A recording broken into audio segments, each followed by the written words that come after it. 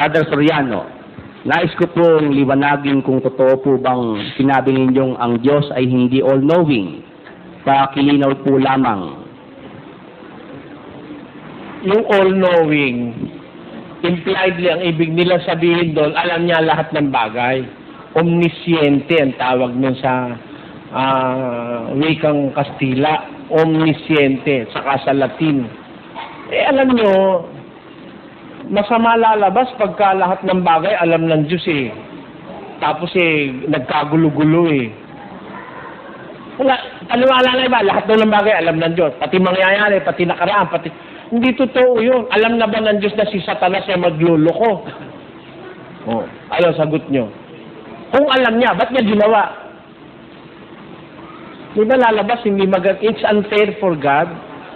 Na alam niya palang itong demonyo ito, lalabanan siya. Ha? At magpapahamak ng bilyon-bilyon tao. Ba't niya ginawa ang demonyo? Alam niya na pala. Hindi po ganon. Hindi po ganon. Merong mga bagay na hindi pinakikialaman ng Diyos. Iba yung alam kaysa sa hindi pinakikialaman. Alam niyo kung alin yun? Yung sarili mong desisyon, di pinapakialaman ng Diyos yun. Binigyan ka ng kalayaan, pumili ng mabuti at masama. Hindi niya alam kung anong pipiliin mo. Ikaw ang may kalayaan, pumili 30. Basa. Aking tinatawag ang langit at ang lupa na pinakasaksi laban sa inyo sa araw na ito, na aking ilagay sa harap mo ang buhay at ang kamatayan, ang pagpapala at ang sumpa. Kaya't piliin mo ang buhay upang ikaw ay mabuhay. Nilagay ko sa harap mo ang buhay, ang kamatayan, ang pagpapala at ang sumpa. O, mamili ka. Piliin mo ang buhay kung gusto mo mabuhay. Pero kung gusto mo masama, piliin mo masama. O, alam ba ng Diyos kung ano pipiliin mo? Binigay na nga sa'yo karapatan ng pamimili. Alam niya ba kung ano pipiliin mo? Kaya nga ang Diyos sumusubok sa tao Pag nasubok ka niya, alam na niya. Pero pag hindi ka pa nasusubok, malay ng Diyos kung kakaliwa ka, kung kakanan ka, ikaw ang may karapatan doon. Hindi ka naman niya papakialaman Sabi nga ng pasyon, tunay na di magwiwika ang Diyos poong dakila, matuwid ka mat malisya, ay kusang magpapabaya at araw mo palibhasa. Di ba liwanag sa pasyon? Hindi magwiwika ang Diyos na poong dakila, matuwid ka at malisya, araw mo palibasa. Kusa siyang magpapabaya. Kapangyarihan bigay ng Diyos sa tao yon, na tayo pwedeng mamili ng anumang gusto natin. Kung ano ang pipiliin natin, ikaw lang ang nakakaalam. Pag napili mo na, alam na rin ng Diyos. Pag nakapamili ka na. Pero hanggang hindi ka pa nakakapamili, hindi alam ng Diyos yung kung ano pipiliin mo. Di ba? Kaya si Satanas, pagkalikha ng Diyos, di alam ng Diyos kung anong gagawin ni Satanas. Nangyari pala si Satanas nagyabang. Gusto'y tumaas pa siya sa Diyos. Ang gaya ng Israelita, dinilikha ng Diyos. Mga Israelita, tao niya. Mga mahal niyang tao. Siya nag-aalaga sa Israel.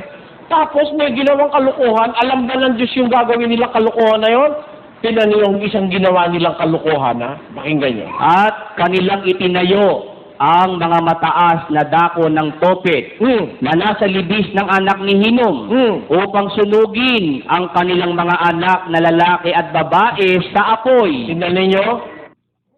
Itong mga Israelitang mahal na mahal ng Diyos, gumawa ng matataas na dako sa topet, naglagay sila ng mga dambanang matataas, yun lubang mga altar na bato, para sunugin ang kanilang mga anak. Iahandog nila sa Hinom. Iahandog nila sa Diyos-Diyosan. Yung anak nila susunod. Kayo, tatanungin ko kayo.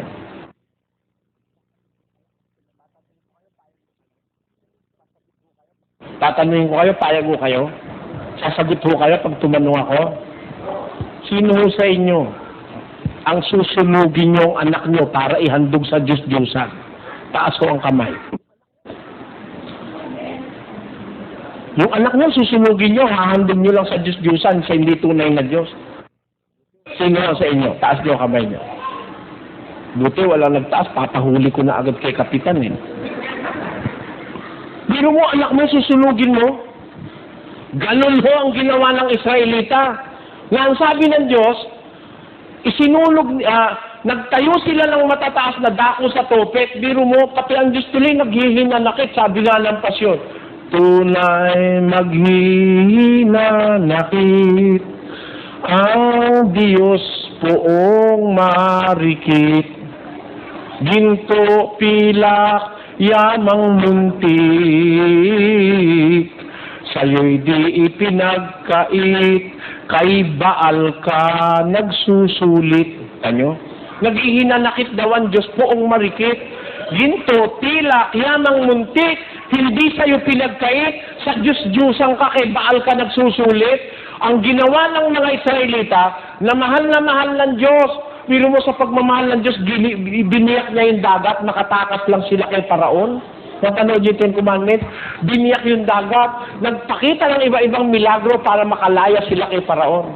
Tapos, nung nandun na sila sa Kanaan, nagtayo sila ng mga dambana sa topet para doon lang sunugin yung kanilang anak na lalaki at babae para ihandog sa Diyos-Diyusan. Ano sabi ng Diyos? Ulitin mo. At kanilang itinayo ang mga mataas na dako ng topet na nasa libis ng anak ni Hinom upang sunugin ang kanilang mga anak na lalaki at babae sa apoy na hindi ko inyuutos o pumasok man sa aking pag-iisip. Kita nyo, sabi ng Diyos, yung ginawa nila na yon, hindi ko inuutos yon o pumasok man sa aking pag-iisip. Alam ba ng Diyos gagawin nila yan? Sabi na nga ng Diyos, hindi pumasok sa isip niya. Tapos sasabihin mo naman, alam mo yan, Diyos. Sabi ng Diyos, yung ginawa nila yon, hindi ko inutos yon. Hindi man lang pumasok sa isip ko, gagawin nila yon. Alam ng Diyos ang hindi. Hindi nga niya alam, hindi nga pumasok sa isip niya. Tapos pipilit mo, hindi Diyos, alam mo yun. Eh mag-away kayo ng Diyos mo. Yung Diyos ng Biblia, hindi ganun. O, parang ganito, para maintindihan niyo po.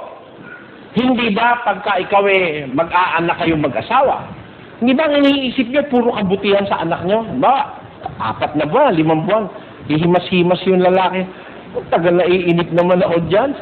Kailan ba yung lalabas? Naku, 3 buwan pa Huwag mo apurit, baka makunan ako. Sabi niya ng babae. Paglabas niyan, sana ikaw lalaki. Sana ikaw babae. Pagka lalaki, pangalan natin John. O sige, pag lalaki, pag babae, Jonah. O sige, kasundi, bibili ako ng kuna, bibili akong baby dress, yung may burda, kailangan ikaw maganda yung damit ng ating anak. Meron bang mag-asawang nagbubuntis yung babae? Yung walang yan, tarantado na yan, pag nagluko yan, pipisil natin ang ilong niya. Meron bang ganun mag-asawa? Wala. Lahat ng iniisip mo doon sa anak mo, lahat ng pagmamahal, ganun din ang Diyos na pag-ibig. Wala siyang iniisip na masamang gagawin mo, tatraidorin mo siya. Pero ginawa ng Israel, ginawa ni Satanas, tinraidor ang Diyos. Gusto ba ng Diyos yun? Hindi. Iniisip niya ba yun? Hindi, sabi niya. Hindi pumasok sa isip ko yun, sabi niya. Siyempre, nung ginagawa niya ang tao, ginagawa niya ang anghel, ginagawa niya out of love and compassion. Hindi niya iniisip na magre-rebelding gano'n na masyadong gagawang masama ang gagawin. Maaaring naiisip ng Diyos, magkakasala ang tao, pero hindi gano'n kasama ang gagawin nila. Kaya sabi ng Diyos, nung makita niya yung kasamaan na yun sa Israel, hindi ko man lang inisip na gagawin niya yun, sabi ng Diyos. Alam niya o hindi? Pag sinabi mo alam niya, lalabas, tutol ka sa Diyos. Sinabi ng Diyos, hindi ko alam. Sabi ng Diyos, hindi ko iniisip na yun gagawin nila Kaya po, sa punto na yun, hindi ako naniniwalang God is omniscient. Meron siyang hindi pinakikialaman kasi kung alam niya, lalabas, malaking gulo ginawa niya Alam niya na palang manggugulo demonyo, ginawa niya pa Hindi ba? Lalabas, parang pinaparatangan natin ng Diyos na hindi tama nun. Kaya po, yun po ang sagot ko sa